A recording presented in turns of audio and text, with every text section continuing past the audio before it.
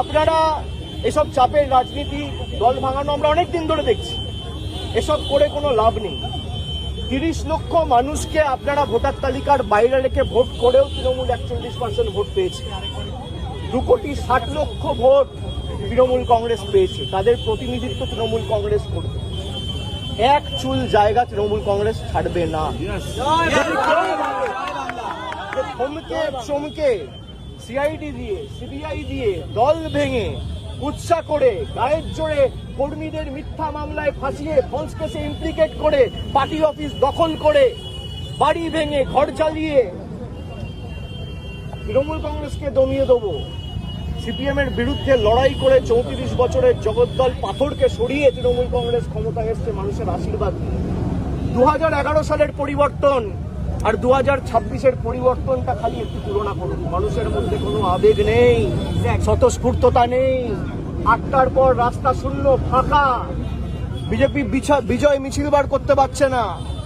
আমি একবারে বলে দিচ্ছি,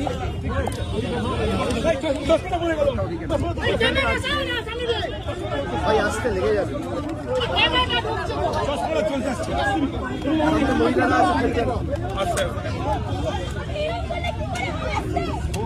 আপনারা জানেন গতকাল আমি ভবানী ভবনে সিআইডি অফিসে গেছিলাম। সেখানে আমাকে প্রায় 5.5 ঘন্টা জিজ্ঞাসাবাদ করেছে তদন্তকারী সংস্থার প্রতিনিধি, এবং আমি তাদের সাথে সহযোগিতা করেছি। আমার লিগাল রাইট, আমি কোর্টে মুভ করবো। কোর্ট আমাকে 6টার মধ্যে গতকাল ভবানী ভবনে সিআইডি হেডকোয়ার্টারে সশরীরে উপস্থিত থাকার জন্য নির্দেশ দিয়েছি।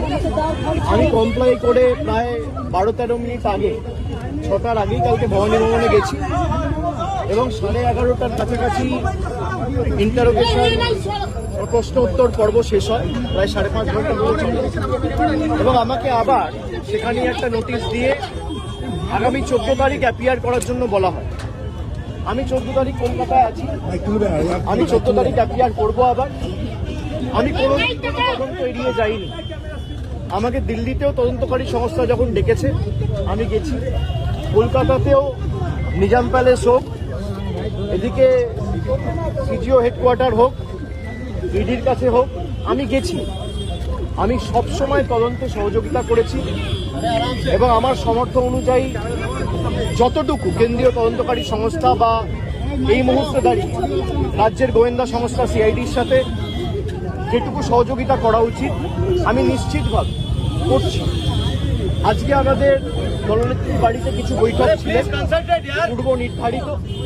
সেখানে একাধিক বিধায়ক থেকে সাংসদ ছিলেন, এবং আমাদের এই মিটিংগুলো চলাকালীন খুব সম্ভবত 4:30 নাগাদ যে সিআইডির একটা টিম এসেছিল আবার কোনো একটা আলাদা মামলায় আমাকে নোটিশ দিতে। তো আমি আমার সেক্রেটারির মারফতে তাদেরকে অনুরোধ করি যে আমি এই মুহূর্তে আমার বাড়িতে সশরীরে উপস্থিত নেই বলে আপনারা চিঠিটা অন্য কাউকে দিয়ে দিন, সে রিসিভ করে আমার পক্ষ থেকে নিয়ে নেবেন।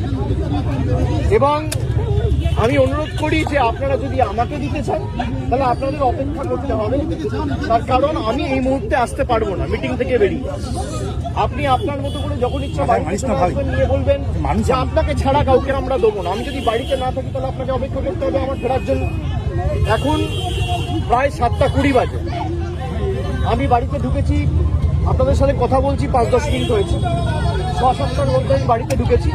আমি ঢুকে দেখছি সিআইডির প্রতিনিধিরা নেই, তারা ফিরে গেছে।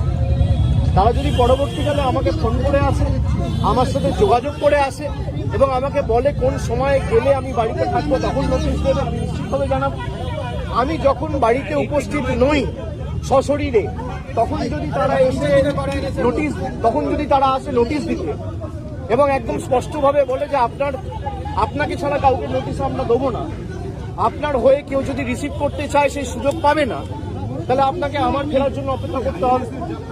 তো আমি আপনাদের মাধ্যমে আমি অনুরোধ করবো যে যারা নোটিশ দিতে এসেছিল আপনারা যদি আসেন নিশ্চিতভাবে যোগাযোগ করে আসুন, আর না হলে অপেক্ষা করুন। আমি যখন ফিরবো আমি তখনই নোটিশটা আপনাদের তরফ থেকে, আপনাদের কাছ থেকে নিতে পারবো।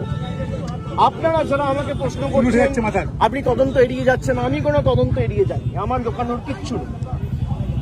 আমি কেন্দ্র তদন্তকারী সংস্থার সম্মুখীন হয়েছি এখনো পর্যন্ত 8 থেকে 10 বার।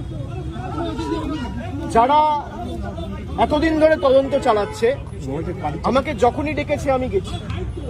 আমাকে সিআইডি সামান দিয়েছিল, প্রথম সামান 30 তারিখ বিকেলে আমার উপর আক্রমণ হয়, আপনারা দেখেছেন।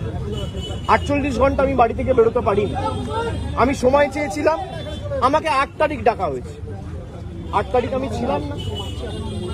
আমি 6 তারিখ দিল্লির উদ্দেশ্যে রওনা দিয়েছিলাম, ইন্ডিয়া জোটের মিটিং ছিল। 8 তারিখ তারা জানে যখন আমি দিল্লিতে, তখন 8 তারিখ বিকেলে নোটিশ দিয়ে বলা হচ্ছে 9 তারিখে আসুন। 9 তারিখেও আমার বৈঠক ছিল।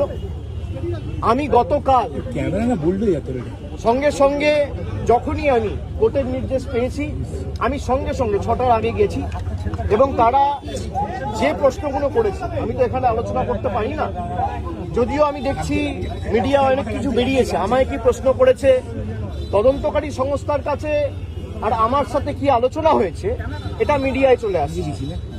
এবং আমি বাড়ি ফেরার আধ ঘন্টার মধ্যে আমাকে প্রথম প্রশ্ন কি করা হয়েছে, আমাকে দ্বিতীয় প্রশ্ন কি করা হয়েছে, আমাকে তৃতীয় প্রশ্ন কি করা হয়েছে, আর উত্তরে আমি কি বলেছি, সব আমি দেখছি মিডিয়ায় রিপোর্ট হয়ে গেছে।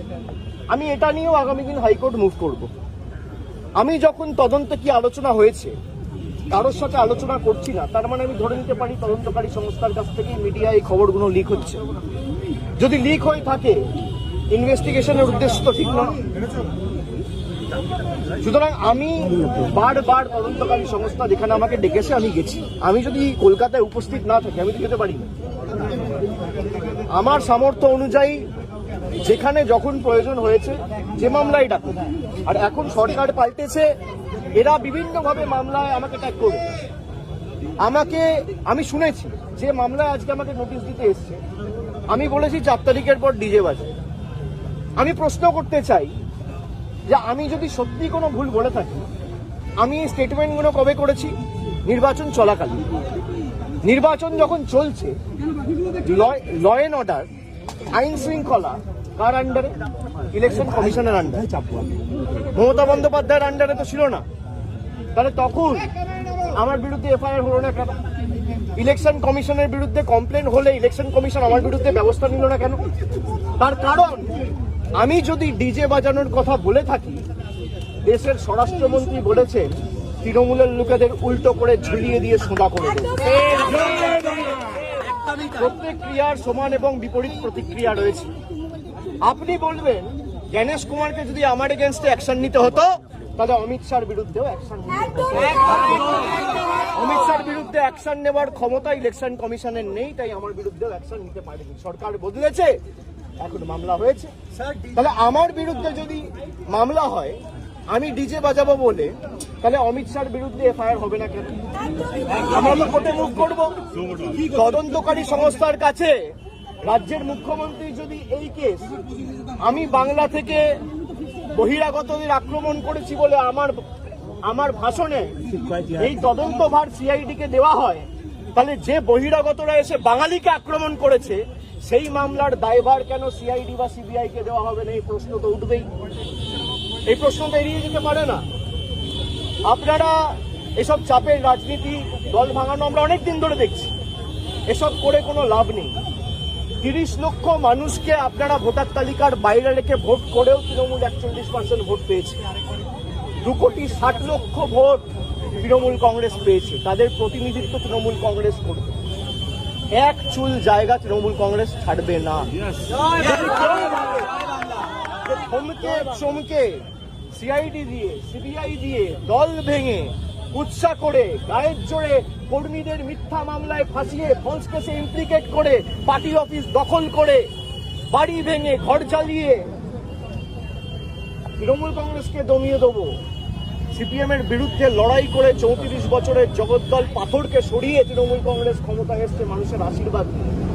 2011 সালের পরিবর্তন আর 2026-এর পরিবর্তনটা খালি একটু তুলনা করুন। মানুষের মধ্যে কোনো আবেগ নেই, স্বতঃস্ফূর্ততা নেই। 8টার পর রাস্তা শূন্য, ফাঁকা। বিজেপি বিজয় মিছিল বার করতে পারছে না।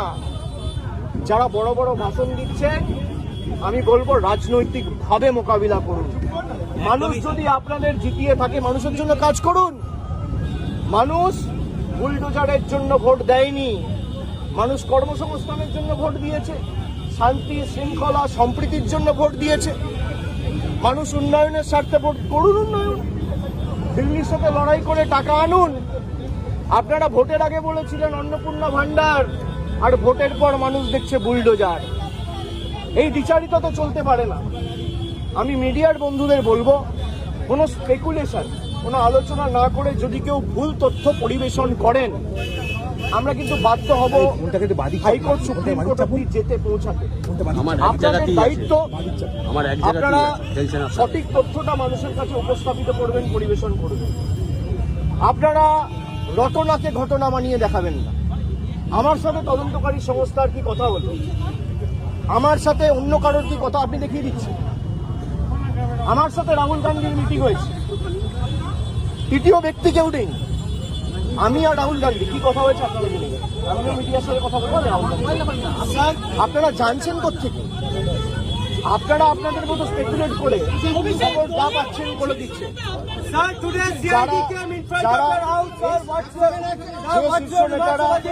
যে শীর্ষ নেতারা আমার বিরুদ্ধে কথা বলছে, দলে আলোচনা করার জায়গা রয়েছে, এবং আপনি স্পেসিফিক্যালি করতে পারেন। কল্যাণ বন্দ্যোপাধ্যায় বলেছে, কল্যাণ বন্দ্যোপাধ্যায়ের অধিকার রয়েছে আমাকে নিয়ে কথা বলার। কল্যাণ বন্দ্যোপাধ্যায়ের অধিকার রয়েছে আমাকে নিয়ে চারটে কটু কথা বলার। কল্যাণ বন্দ্যোপাধ্যায় আমাকে ছোট থেকে মানুষ করেছে, আমায় বড় হতে দেখেছে। আমি এই কথাগুলো নিয়ে খারাপভাবে নিই না। ওনার একটা ঘটনা হয়তো খারাপ লাগতে পারে, উনি বলেছেন, কিন্তু আমি আমার কোনো ব্যক্তিগত ক্রোধ বা আমার কোনো ব্যক্তিগত ক্ষোভ কল্যাণ বন্দ্যোপাধ্যায়ের বিরুদ্ধে নেই। আমি তাকে আগেও সম্মান করতাম, আগামী দিনেও। Thank you.